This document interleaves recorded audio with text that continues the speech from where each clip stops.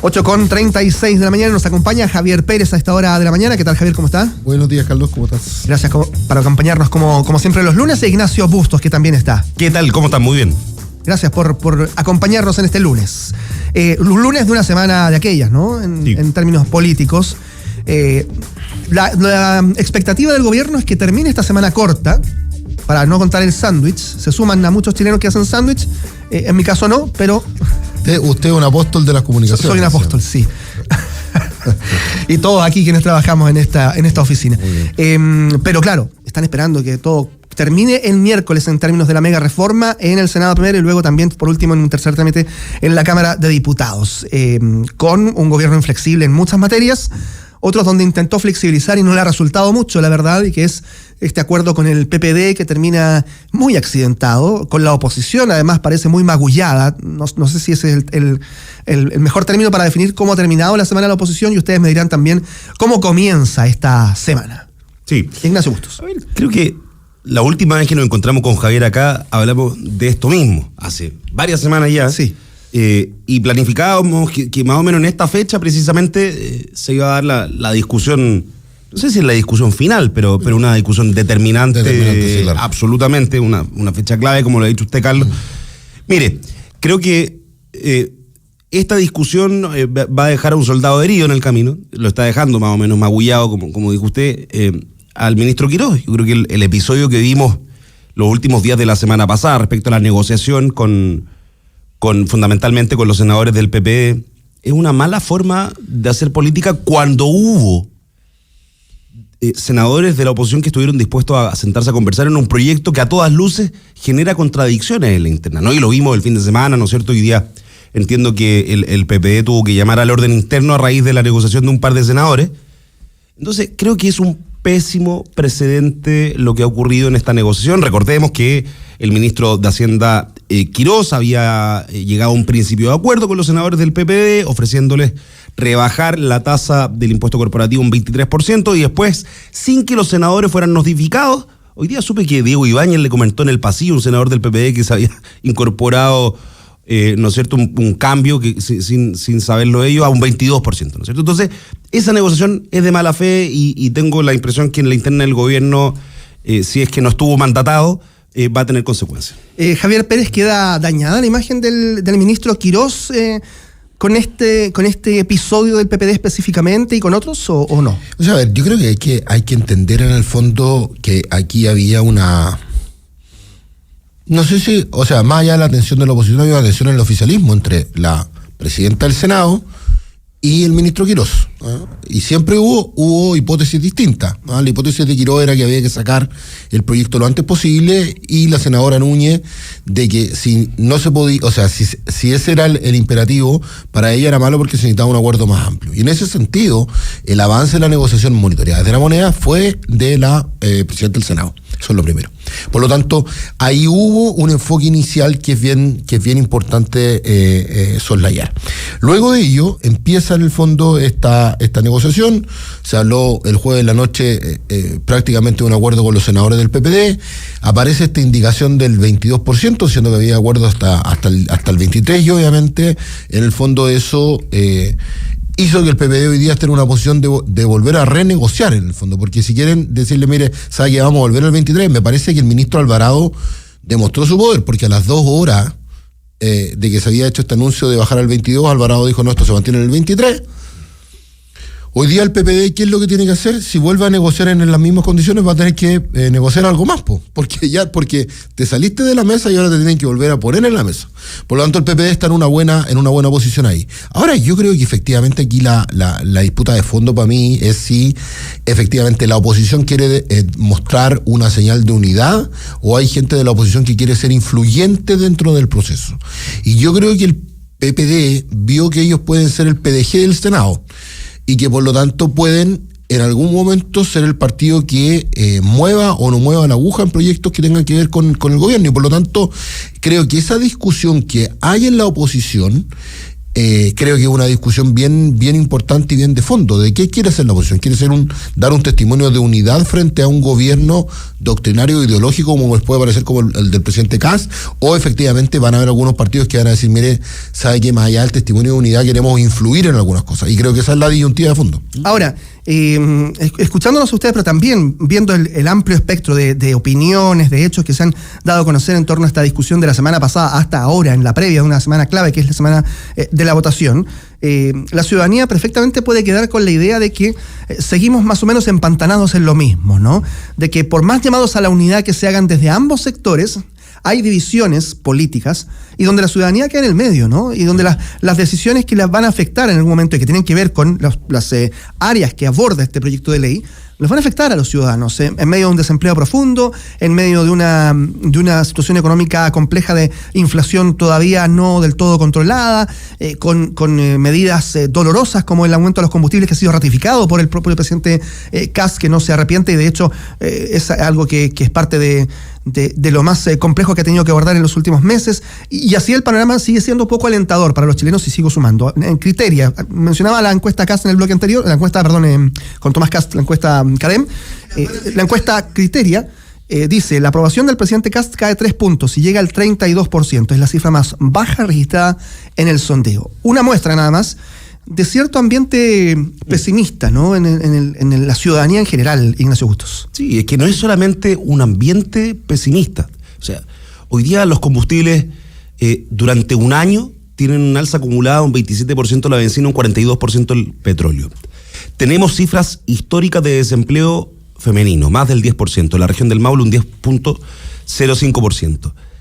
La situación económica de las familias hoy día es una complejidad y podemos encontrar muchas razones, ¿no? La inflación, la mala política heredada de un gobierno anterior para algunos, el contexto internacional. Lo cierto es que lo que ha hecho el presidente José Antonio Kast es contraintuitivo respecto de la ciudadanía. Porque si la ciudadanía, la gran mayoría de este país, hoy día, fíjese, un 67% dice que lo más importante es la pega, es la plata. Porque más que la seguridad, o sea, acá le reconocemos un logro a este gobierno. Lograron sacar a la seguridad como la máxima importancia. Hoy día lo más importante es poder tener plata para pagar la olla a final de mes.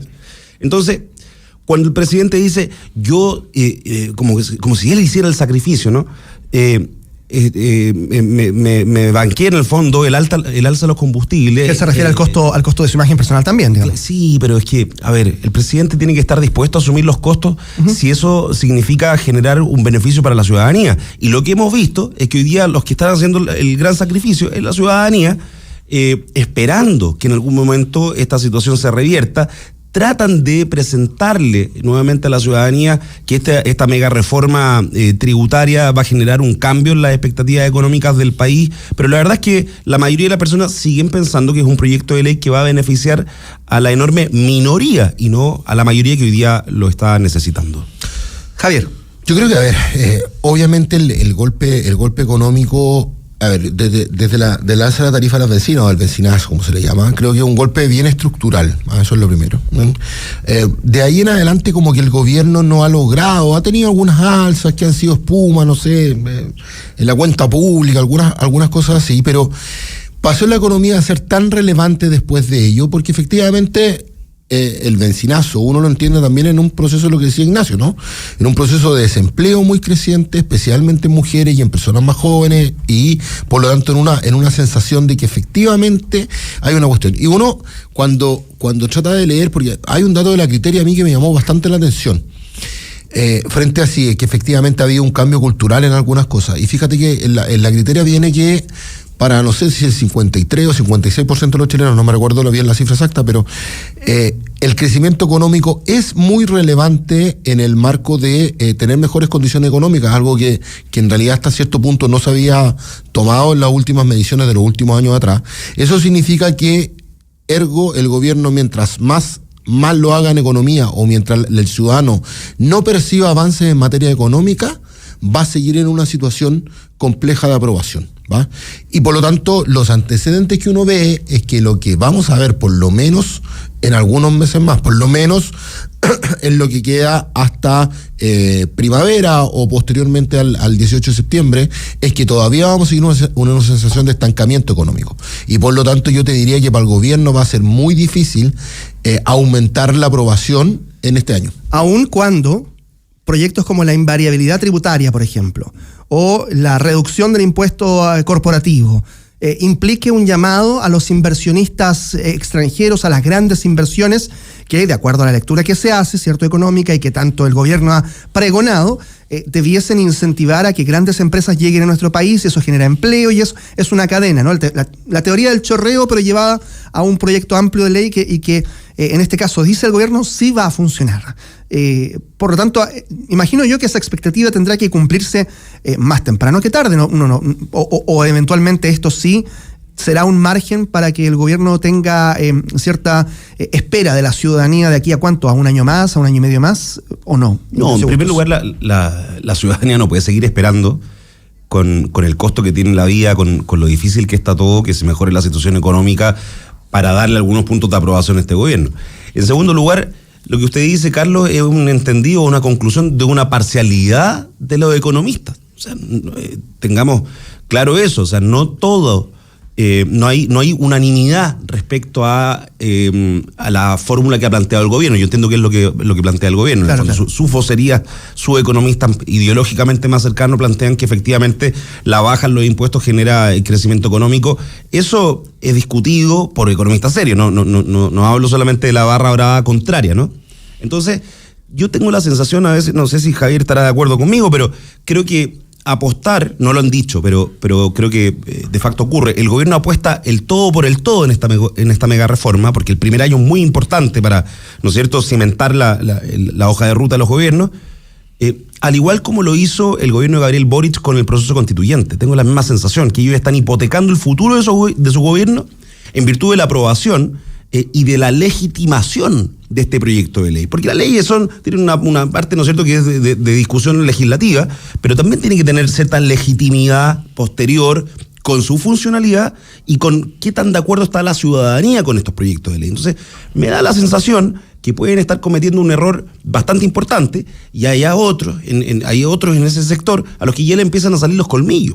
Como está Johannes Kaiser en los últimos tiempos, la posición que ha adoptado Franco Parisi, creo que hay que tener mucho ojo en el gobierno respecto a eso. Es muy distinto gobernar con proyectos de ley rechazados ampliamente, como la reforma tributaria, y después lo que ocurrió con las iniciativas constitucionales, digamos, en contra, a gobernar con un proyecto emblemático y que es aprobado, digamos. Eso evidentemente marca una diferencia más allá después de cómo resulte este experimento, Javier Pérez. Yo creo que creo que la ley de reconstrucción, la ley miscelánea, pongámosle el nombre que queramos, en el fondo. Mega reforma. Sí, se ha quedado en mega reforma más ampliamente. Mega reforma, sí. Supongo que es el nombre más serio de todo. No, más serio de todo, sí. Es solo una parte de lo que necesita Chile en reactivación económica. Si no hay reforma al mercado de capitales y si no hay reforma al mercado laboral, vamos a seguir en una situación estructural que, claro, va a tener mejorías dependiendo de si hay un poquito más o un poquito menos de crecimiento económico, pero estructuralmente nosotros tenemos una base laboral que está agotada. Y en segundo término tenemos también un problema en el mercado de capitales, y es que efectivamente hay gente que las pymes no pueden acceder al crédito, muchas veces tienen que ir donde un prestamista para poder en el fondo enfrentar la situación y terminan quebrando, y dan el 80% del empleo. Claro, efectivamente lo que tú decías, Carlos, una gran inversión genera necesidad de pymes, las pymes en el fondo empiezan a contratar gente, en fin, pero es un proceso largo. Ahora, en este proceso, obviamente las señales macroeconómicas son muy importantes para los agentes económicos, pero yo tiendo a pensar que no se van a ver resultados de aquí a por lo menos 10 o 12 meses. Entonces, por lo tanto, el gobierno, claro, tomó algo del capital político que tenía, del importante capital político que tenía, lo hipoteca en el fondo en la mega reforma y en el tema del alza de la benzina, ¿Por qué? Porque a diferencia, me parece atingente lo que dice Ignacio, pero a diferencia del gobierno de Boric, todavía le quedan 2 años y medio para enfrentar un proceso electoral. Por lo tanto, tenía algún margen. El presidente Boric, cuando llega, tenía a la vuelta de la esquina el proceso constituyente, y por lo tanto, para él era muy significativo esto. Entonces el gobierno tiene un capital político, ese capital político se decidió gastárselo ahora. Yo probablemente le hubiera dicho que esto hubiera sido más gradual, pero decidió gastárselo al principio, pero efectivamente por lo menos se necesitan un par de reformas más si es que el gobierno quiere de verdad cambiar la base estructural del empleo y del crecimiento en Chile. Ahora, respecto de medidas laborales, ha habido amplia polémica en torno, por ejemplo, a las horas semanales, ¿no? A esta política de las 40 horas que ha sido implementada por el gobierno anterior y que eventualmente, y de acuerdo a algunos casos, hay algunas ideas que tienen que ver con aumentar estas horas, pero en lo concreto hay iniciativas laborales que también han generado cierta controversia, Javier. A ver, yo creo que el tema de... Tratemos de explicar bien, no es que las personas ahora pasen de trabajar 40 horas a 52 horas, es que se va a ampliar el espectro laboral del día, en donde hoy día tienes la posibilidad de trabajar durante 15 horas del día, a trabajar o a poder trabajar a 16 horas en el día. Ya, pero no es en el fondo un proceso obligatorio, eso es lo primero. Lo segundo es que el segundo anuncio que se ha hecho, que es la indemnización a todo evento, que es algo en lo que quiere avanzar el gobierno, y es que, para que nos entiendan fácil, usted renuncie o usted lo echen del trabajo, lo tienen que indemnizar. Es para los contratos nuevos, no para los contratos ya firmados, y especialmente esto quiere apuntar especialmente en jóvenes, ¿no? Pero creo que en estas cosas es donde efectivamente todavía, a pesar de que ha mejorado sustancialmente, el gobierno no ha logrado, en el fondo, comunicacionalmente imponer ciertos criterios que son importantes. Si bien por lo menos ya está ordenado, me parece que todavía hay hartos temas pendientes de ello. Es que eso iba a preguntar, Ignacio, también, si era necesario para un gobierno como el de José Antonio Kast, en medio de este ambiente de cierta pesimismo económico, de respecto no solo ambiente, la certeza de que falta para llegar a fin de mes para muchos chilenos, tocar materias como, por ejemplo, lo de la indemnización, que es una cuestión que culturalmente el chileno ya toma como un derecho adquirido en general, ¿no? Plata segura. Claro, y tocar esos temas justo ahora, comunicacionalmente al menos, como dice Javier Pérez, no se ve muy bien. Yo creo que el problema del gobierno no es comunicacional, el problema del gobierno es doctrinario. O sea, estamos enfrente de un gobierno que es absolutamente doctrinario. Todos los gobiernos tienen una posición. Todos los gobiernos tienen posiciones. Sí. Pero cuando uno defiende a rajatabla sus principios y no comprende que para gobernar a todos los chilenos necesitamos el acuerdo y concurrir con la voluntad de otros sectores políticos que no piensan como uno, van quedando las cremas que quedaron la semana pasada. Pues, ¿sí? A ver, lo que pasó con el ministro Quirós, no es por darle en el suelo, pero es tremendamente simbólico, ¿no? Porque él trata de jugarse una avivada, yendo a buscar a los senadores del PPE, le esconde las cartas y después reingresa una indicación que está alineada doctrinariamente con lo que él piensa. Lo dijo en la comisión la semana pasada. Este proyecto de ley representa ideológicamente el gobierno. Y esa posición ideológica, cuando se defienda a rajatabla, cuando no hay voluntad de conversar con los que piensan distinto, genera en la ciudadanía, por supuesto, una sensación de soberbia y arribismo que es pésima en términos de la comunicación política. Sí, Javier Pérez. Yo estoy de acuerdo. Y fíjate que Quirós como que había tenido una buena performance la última semana. Me parece que estaba una metida de pata olímpica, hablando en términos bien coloquiales, pero me parece que Alvarado reaccionó rápido, pero hay que ver, bueno, cuánto cuesta el costo de la metida, cuál es el costo de la metida de pata, porque ya efectivamente lo que te quiero decir, esto es como que tú invitas a alguien a comer a tu casa, le dices, mira, vamos a comer asado, después le dices, mira, en realidad vamos a tener por 2 con rienda, el tipo se va y le dice, no, mira, sí, vuelve porque voy a tener asado, y está bien, pero ¿por qué vuelvo en el fondo? Entonces, obviamente... Me quedaría con los porotos. Claro, yo me quedaría con los porotos, y no es malo, sí. Pero lo que quiero decir es que cuando a ti te cambian las condiciones, si tú tienes que volver a la mesa, no basta con volver a las condiciones antiguas, sino que efectivamente va a tener que negociar algo más el gobierno, cosa que me parece de una torpeza supina y que yo creo que está en la lógica de tensión que existe entre el gobierno y republicanos y una parte de Renovación Nacional que está encabezada por la senadora y presidenta del Senado, Paulina Núñez. Yo creo que no entender que aquí hay un tira y afloja también interno del gobierno o del conglomerado del oficialismo, me parece que no estar viendo la película completa. Sí, me quedan unos segundos nada más con este panel político con Javier Pérez e Ignacio Bustos acá en la 92.9 y quería dedicar estos segundos también junto a ustedes. En medio de tiempos tan estridentes, beligerantes en términos políticos, no ha bajado mucho eso por más empeño que le hagan algunos representantes de la clase política, como por ejemplo la propia presidenta del Senado. Quisiera tomar unos minutos también para recordar a Enrique Kraus, quien ha fallecido, el exministro del Interior del gobierno de Patricio Aylwin, fue también ministro de Economía en el gobierno de Eduardo Frei Montalva y fue artífice en muchos casos de negociaciones bien complejas, no con otro sector político, sino también incluso con, en este caso, la comandancia en jefe del ejército, que quedaba todavía en manos de Augusto Pinochet en esos años de los albores de esta democracia que tenemos hoy día. Y fue un símbolo del diálogo, del tratar de llegar a acuerdos. Muchos podrán estar o no de acuerdo con el resultado de esa intención de llegar a acuerdos al final, ¿no?, para la ciudadanía.